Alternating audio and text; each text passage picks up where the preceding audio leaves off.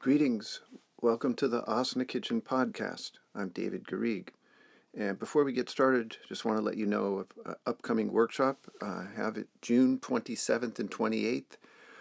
The workshop's called Capo Kids Unite.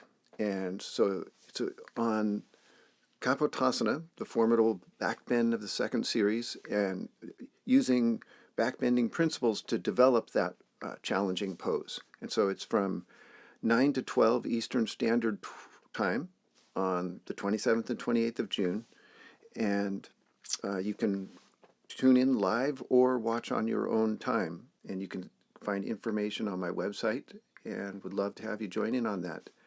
It's all level. So even if you're not super experienced at backbends, I'll be giving detailed instructions for everything that we do. So you're welcome to join.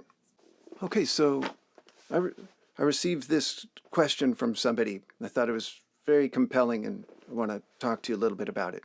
So she says, where's the place of the yogi in a revolution? And then, sitting still goes against every fiber of my being. And what do the sutras say? I love that image of sitting still goes against every fiber of my being. And there's a lot to kind of work with there, unravel. And one of the things is that a realized yogi, so one that's a long time established in the discipline and has kind of transcended the ego and come to the universal perspective on life and lives for the welfare of all beings. That's exactly what they do. Okay, it's called yama, or restraint. That's the very foundation of yoga, the first limb. And it means you sit still even when it goes against every fiber of your being. And it's not that you don't sit still because you're aloof or indifferent or you don't care or you're not going to get involved. No, you do it because you want that perspective on things. And when you act, you're able to act very skillfully. To act when you are in a state where every fiber of your being needs to act, often can end up with a rash, impulsive action that causes harm. Okay, so revenge comes when you can't hold back.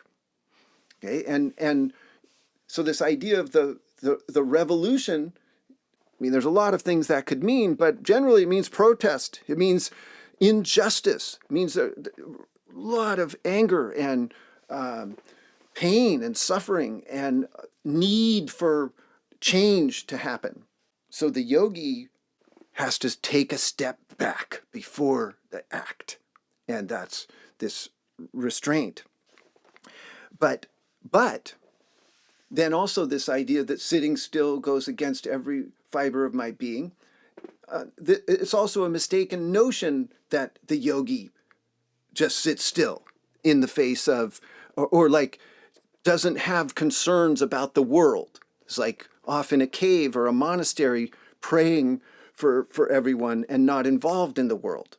Okay, and this is a mistaken idea. So I'm going to talk to you about how the yogi practices restraint and yet acts. Okay, and because that's the whole thrust of the Bhagavad Gita. So it's saying that the human being is constantly in action, so never ceases to act from birth to death. Okay, and so it's not really a choice of sitting still or not sitting still. It's like we're constantly acting. And so that's why the Bhagavad Gita says yoga is skill in action. So your whole the idea of restraining is simply taking enough time, creating the space to create a skillful action, and to make sure that your action, that it's the most suitable, the best action to take you towards your desired goal. Okay, and so, but I want to back up for one little second and talk to you about this passage from the Bhagavad Gita.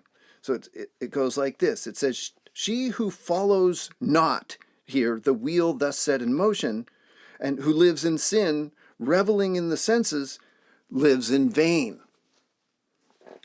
Okay, and so the one that doesn't follow the wheel that's set in motion here is, and that lives in sin and that revels in the senses, their life is a waste. Okay, and so what is this wheel here that's set in motion? Okay, and so it's like the premise of life. And what it's really saying is that that the wheel set in motion is you live in a meaningful universe. So your every action matters because everything is interconnected. So you can never act separately. Every time you act, you influence the entire cosmos. Okay, and so the wheel here set in motion, it's like this. So there's the material part, and that material is ceaselessly active, and so it's constantly changing. It's going through birth, sustaining life, death, birth, sustaining life, death, and that's everything. That's your body, your thoughts, your personality, your history, everything that surrounds you. So all the houses, cars, mountains, worlds, everything is in flux, coming and going endlessly.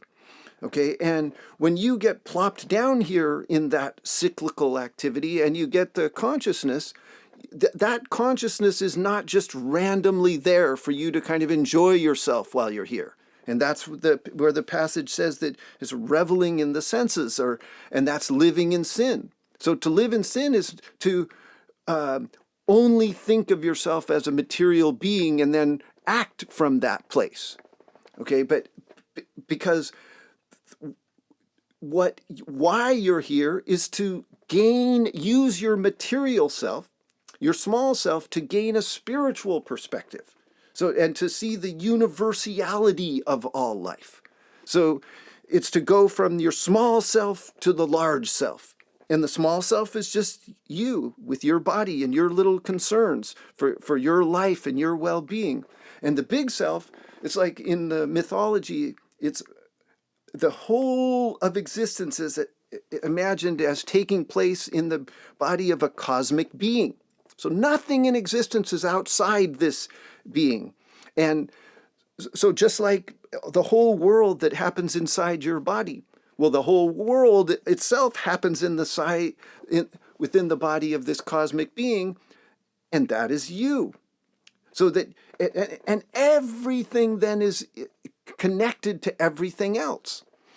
And so the spiritual perspective that you're trying to adopt, then you get a grand perspective where justice isn't just for you, that justice is for everyone. And so, and if you have justice or happiness or peace, and yet other people outside of you don't have that all around the world, you're not satisfied. And your actions, you're going to try to figure out how to act for the benefit and the welfare of all. Okay, and that is the wheel set in motion here. To live your life, your small little life, to help with life itself. The next passage in that, so it starts off with this, who follows not here, the wheel thus set in motion, who lives in sin, reveling in the senses, lives in vain. Okay, and then it says, but whosoever rejoices solely in the self, with the capital S, and is gratified in the self, and is content with the self alone, for that person, nothing needs to be done. Yeah, nothing needs to be done. Okay, and that's the ideal. Okay, and yet here's you and I barely have entered preschool. So that's kind of giving you this idea of what's at the pinnacle of the wheel that's set in motion. So when you have this realization of self, there's no action that you need to take. Okay, but this is the long path. It's like is the sage or an enlightened person, fully realized. And so it takes a huge training to get to that point where nothing needs to be done. And so, like when you said, the person wrote, "Sitting still goes against every fiber of my being," and partly that's a healthy thing, right? And you're not supposed to sit still in the beginning. Like our whole idea, our whole need is to realize that we're acting all the time, and then to slowly carve out the ability to act consciously. And this is where practice comes. And the Yoga Sutras talk about it. They give two qualifiers for practice. So they say there has to be practice, which is one is called abhyasa, and it just means the effort to remain there, which is as this self, like to identify with the large self, the universal self. Then practice is the effort to realize to that state of kind of universalizing your concern for all life. And then it says that the other half is vairagya. Okay, so it means you have to have non-attachment. So in the one, you have this great effort to bring skill to your every action, because every action is meaningful. It's part of it has an effect on the whole, and yet you also have to practice this indifference or neutrality or equanimity in the face of action, and that's part of yama, or restraint, and so the training of yoga then is this long, slow process that you have to build into. So you can't be in a position to restrain and to perceive a circumstance. We'll say it this way: you need to have a deep training to restrain and to see a circumstance in such a way that you'll act skillfully and create the least harm and the most good when you act. And so your daily practice, it's on purpose that it starts with the smallest tasks, so that you can get a handle on what constitutes skillful action. And so, because like bringing integrity to how you go into headstand, or the way that you perform navasana, the boat pose, and how you meet the challenges that come to you in these small little puzzles. See, those are key. They're essential. Okay, and they're because the Bhagavad Gita reminds you that the discipline and the philosophy are one and the same thing, and you can substitute work for the word discipline or action, so that your action and the philosophy behind it are not separate.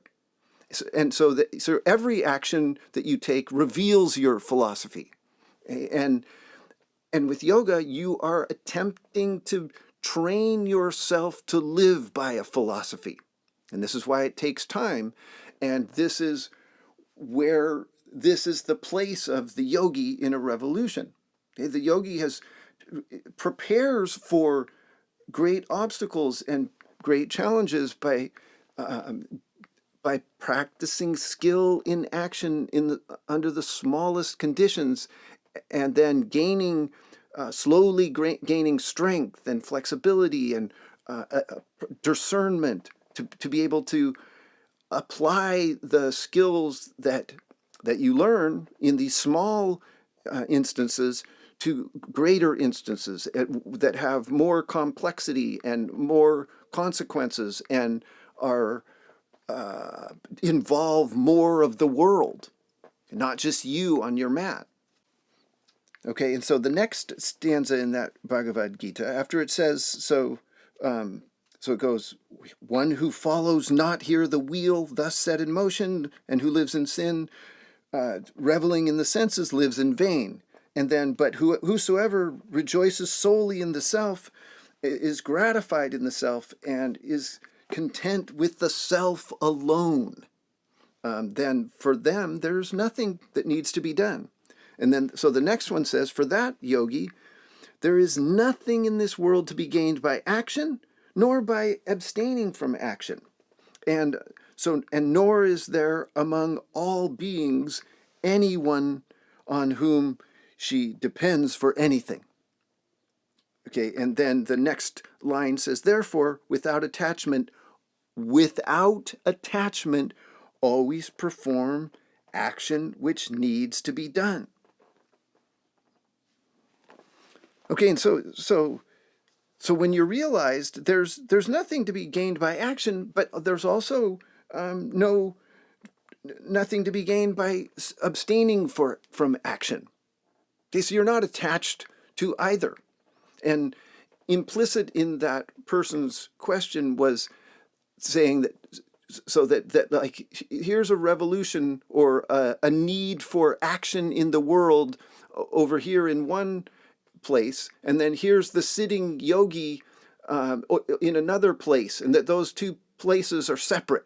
Because like sitting still goes against every fiber of my being, as though that's what the yogi has to do, is just sit still while the world goes up in flames, and right? But that's a mistake in thinking that. Okay, so that the concerns of the world are the concerns of the yogi. And so it's saying that you must always perform action which needs to be done, but do it without attachment. You use the realized yogi, or the kind of ideal that they present, you kind of hold that up and slowly kind of work to emulate that, and just at least imagine. So it's because it's saying that for the realized yogi, there's nothing in the world that needs to be gained by action, but neither by abstaining from action. So in either way, you just you're not attached to action, and you're not attached to not acting. Okay, and you do what needs to be done. And then it also says this, and nor is there among all the beings anyone on whom this yogi depends on for anything. Because there's this utter independence that the yogi has. And so and then it brings in a very important point, because the person, when they asked the question, they said, where's the place of the yogi in a revolution? And so it's very important that to personalize that.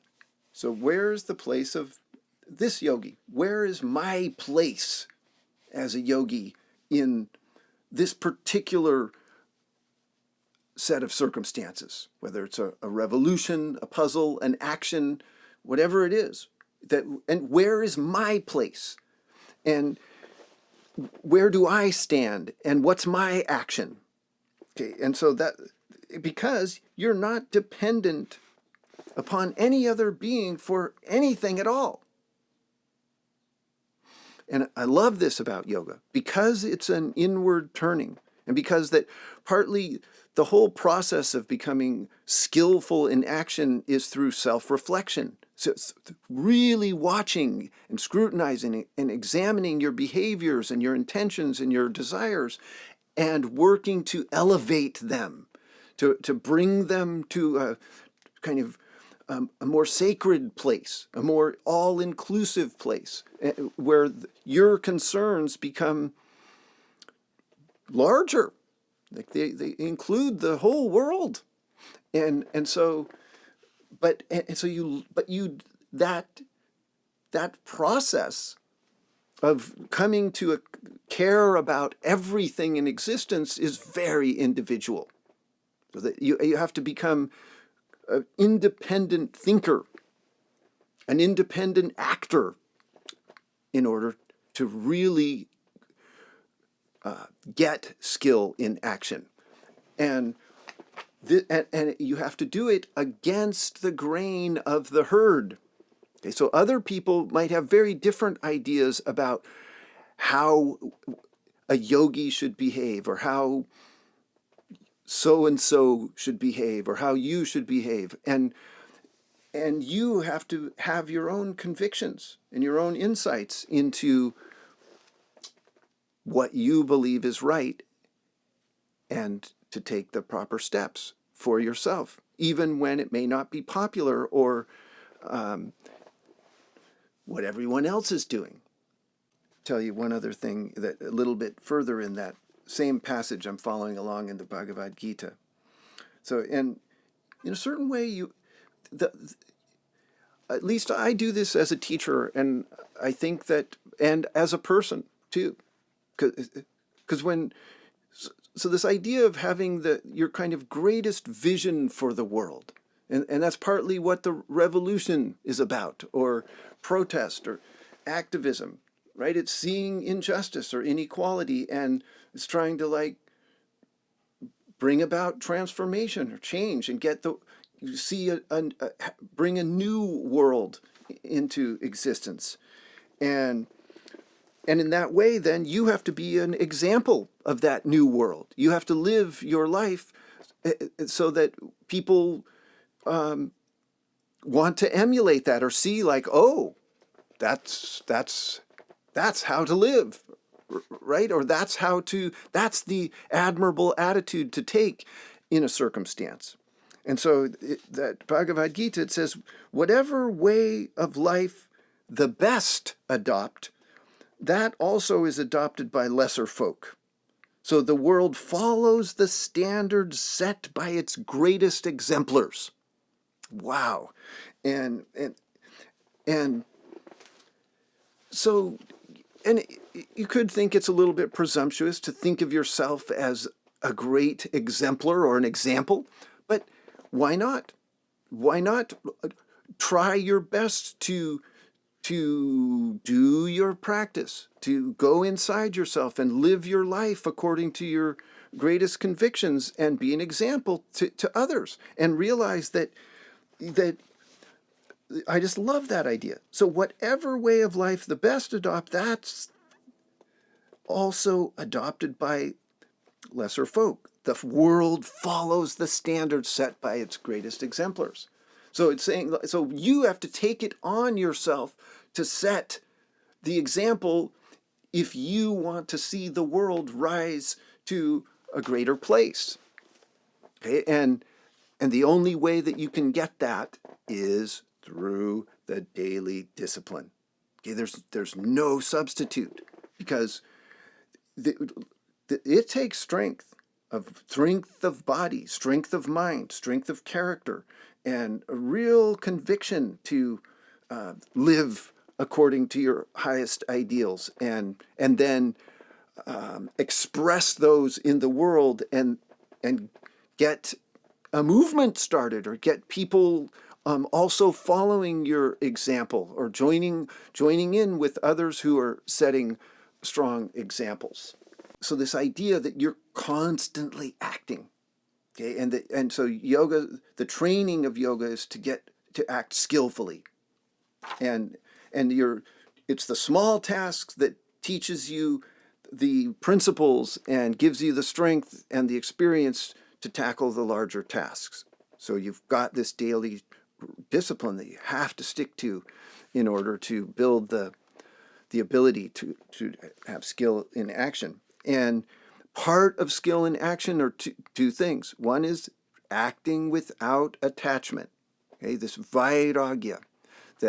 So you have to. That means you have to really inspect that you're not.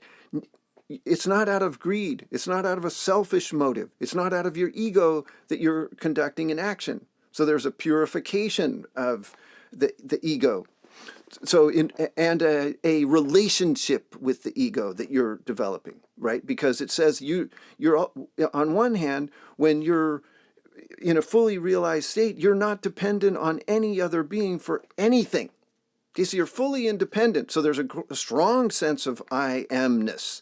But at the same time, you're not acting out of this only the needs of your little body. Okay, so you're acting without attachment to the results. And then you're also performing actions as a sacrifice.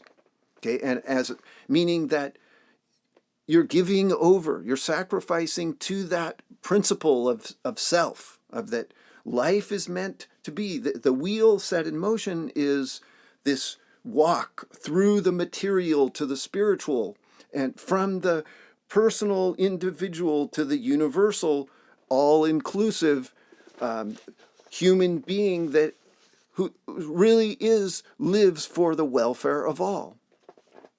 Okay, and then so the last thing in this, though, is that it really emphasizes this part of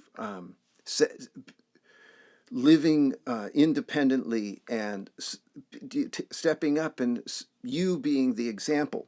But it sort of reminds you how hard that is. And even to the point where it says it's better to do your own duty, though imperfectly, than to do the duty of another well. So here's how it says it exactly. Better in one's own duty, though imperfectly done, than the duty of another well done.